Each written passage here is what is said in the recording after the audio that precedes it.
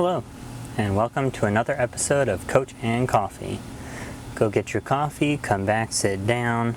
I ran out of the coffee that I had, which was just a medium roast from Vital Proteins. It was actually very good. I ground it up myself and everything, but now I have already ground coffee that I got at the store, and I'm just trying something new. It's caramel apple. And I've had good experiences trying different flavors and bad ones. I know some people are traditionalists and this is like too much for them. But I like trying different flavors and types and everything. So caramel apple, it's actually pretty good. I've had better, but you know, it's not a bad flavor. It's enjoyable. So anyway, today we are talking about shoes for OCR. This is a hot topic. It's always a hot topic when you talk about shoes.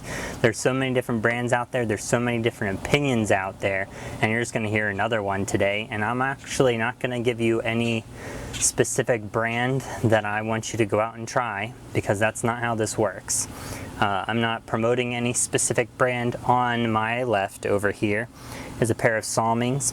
I do work with Salming as an ambassador. I volunteer at their tents at races and things when races are actually happening, and I really like them as a company. However, that doesn't necessarily mean they're right for you. So for the first time, I'm going to put down my cup of coffee here, and we're going to talk first about some things that are important with a shoe.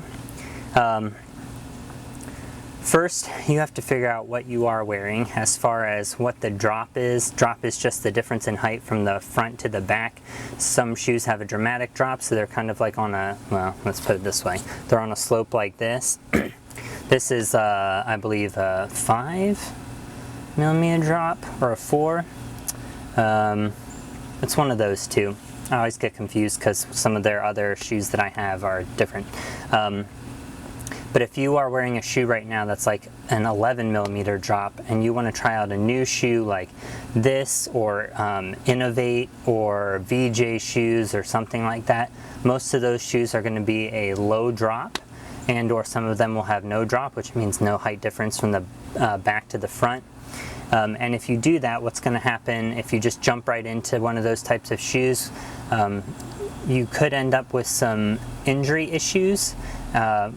A shoe with a lower drop is going to put a lot more stress on your calves and Achilles, typically, than a shoe with a higher drop.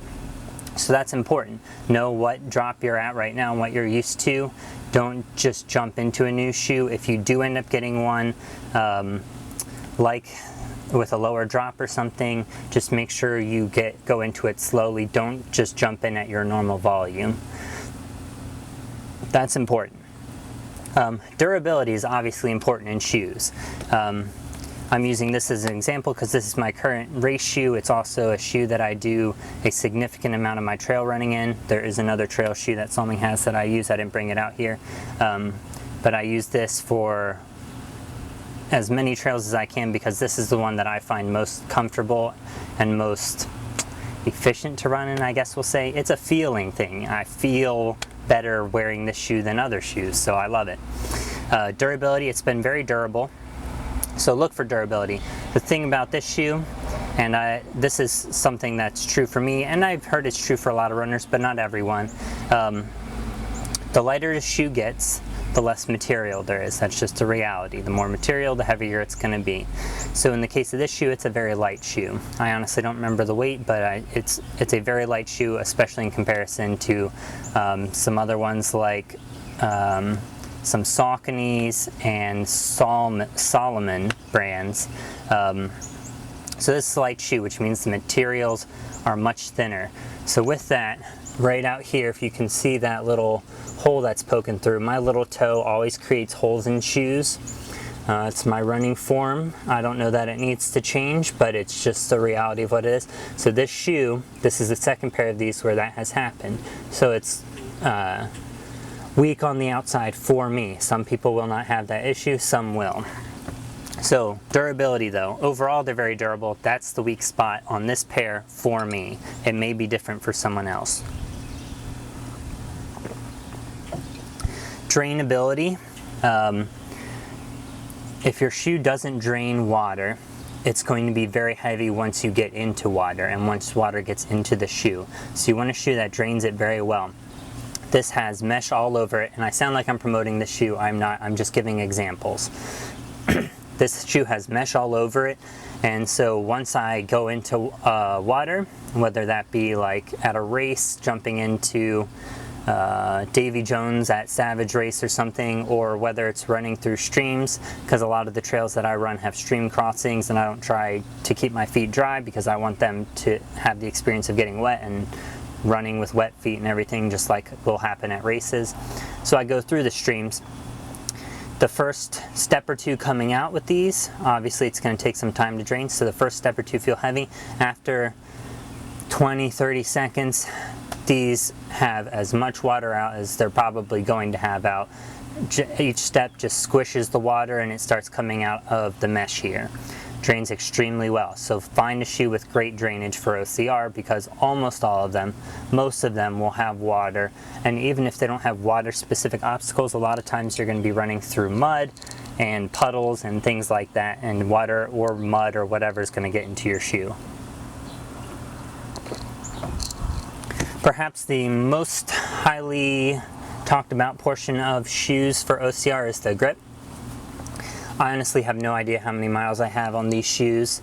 This is my second pair of, these are called the OT comp with Salming. It's my second pair technically. I had one before this, so I've had three, but I accidentally left a pair at a race, and I only had like 50 miles on them.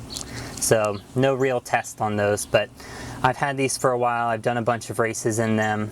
They're maybe 7 or 8 months old. I'm not entirely sure. But the tread on these, I run really rocky trails around here. Almost all the trails around me are very rocky. Appalachian Trail, and then trails in the George Washington and Thomas Jefferson National Forest. So these take a pretty strong beating.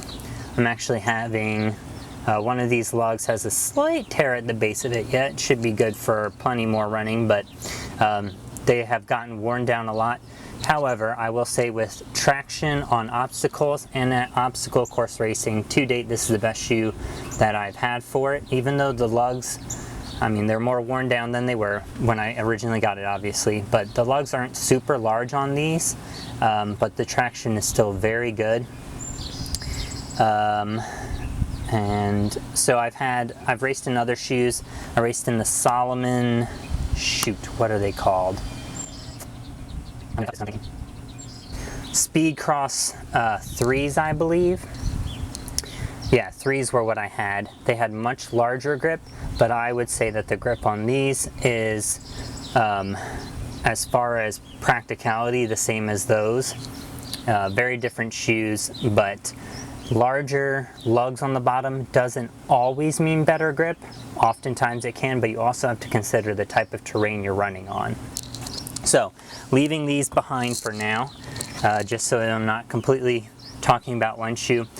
This is the original shoe that I started racing in. It's a Saucony. It is the Excursion TR. I believe these are 13s.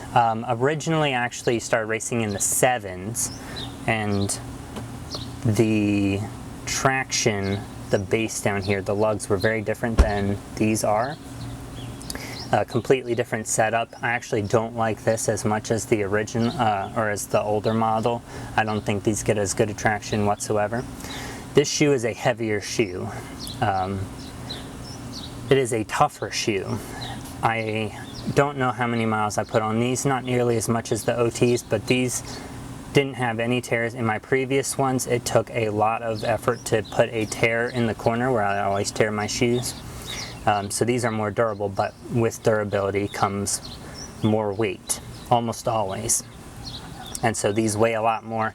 These don't drain water nearly as well, and like I said, the traction on the bottom, I preferred it on some of the older models. And actually I might have had some Peregrines before the Excursion, I'm not sure, but Saucony anyways, the brand. Good shoes, durable, reliable, but they didn't drain as well. I didn't find the traction as good, and that's why I made the switch. And I actually made the switch to Salomon and I raced in those for almost a year, but then I found them to be too heavy. I wanted to improve my running form. They had, I believe, an 11 millimeter drop, and so I switched again to the Salmings, which is where I'm at now. But those are the things you should be considering. I don't have that pair of Solomons, otherwise I'd hold it up for you here. They went in the trash because they were too torn up. When you go to buy a shoe, most people are buying shoes online now. That's great. It's fast now, and almost every shoe brand that I've seen offers free returns if they don't fit. So, you know, no money lost there. They just ship you a new one. The only thing you lose there is time. What I would personally recommend is going to a running store or like an REI or someplace that carries multiple different brands of shoes that are good for OCR. The top ones right now, and we actually did an article on this based off of a survey we ran. We surveyed 100 different OCR athletes, completely random. We didn't we put it out online, so we don't know who filled it out. We didn't take names or anything. Completely random survey. Some from the US, some from Europe, some from other places in the world. Currently, or as of that article, which is almost a year ago now, it's coming up on a year, I believe, or maybe just past a year, whatever. Innovate was the most popular brand. They make really good shoes for OCR. Great grip, light, drain really well, all of that. We had some runners up in Salomon. I'm not a huge fan of Salomon right now, but a lot of people think they're really great for OCR, so they're worth taking a look at. My opinion is not the opinion, so this is why it's good to go out and try on shoes, check out the treads, see how they work, figure out how they feel. Just because top athletes, a lot of them right now are running in VJ shoes. They're more expensive, but they appear by all standards and who's wearing them and the type of training they're doing to be very good shoes. Doesn't mean they're the best shoes for you. They may not fit your budget. They may not fit how you want a shoe to feel. So go out and do your research. Also, that survey kind of concluded, and I'll link the survey below as long as I remember. I'll remember. Besides Innovate and Salming was another one that showed up on that list. VJ Shoes was on that list in either third or fourth place. Let's see. Oh, Hoka was in there. There are a bunch of different shoes in there. Like I said, I'll link it so you can go over that. We went into pretty specific details as to why people got them, what they thought of them, and all that. But key points on what you should look at for shoes. Durability. Are they going to last a while? If not, you're going to be spending a ton of money buying more and more and more of them. Grip. If they don't have good grip, you are going to be much slower, especially at obstacle course racing, but also on trails and everything else. So grip is extremely important. How well they drain water. You are going to encounter water at obstacle course racing, and you will likely encounter it in your training if you're doing trail runs, which you should be doing if you're doing OCR. And then how heavy the shoe is. If the shoe's heavy, it's going to be more wear and tear on your body long term. You're going to fatigue faster than if you are wearing a lighter shoe. It's going to be a marginal difference, but over the course of especially a longer race, it's going to be a pretty big difference, or can be a very big difference. Like I said, I'm not promoting any one of these shoes over another. Salming is where I'm at right now. That may change in the future. If I were to find something better, I would switch. I haven't found anything better yet. I haven't switched yet. But that doesn't mean it's the right one for you, and you should go out to a store, try them on, feel them, mess with them, wear them, walk around in them, and figure out which one's best for you. Or if you have time before you need a new pair of shoes, order a few different ones online, return the ones you don't want. Companies will probably hate me for saying that, but you know, I'm in the best interest of the racers right now, not the shoe companies. So anyway, that about covers it for this episode. Proper shoes are going to be extremely important for your racing, extremely important for your training, so get good ones. And I will see you next time on Coach and Coffee.